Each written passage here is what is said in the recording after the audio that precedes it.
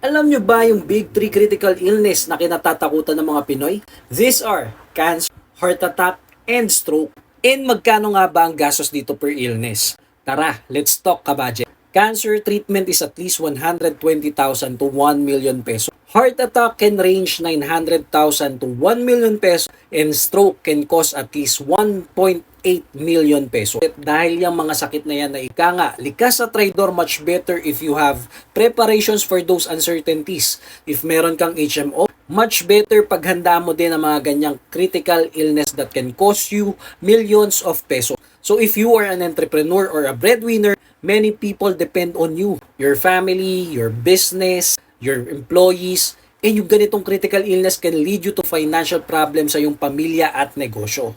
That is why we have the Sunfit and Well Advantage Plan to help you prepare for the cost of critical illness including hospitalization, post-hospitalization,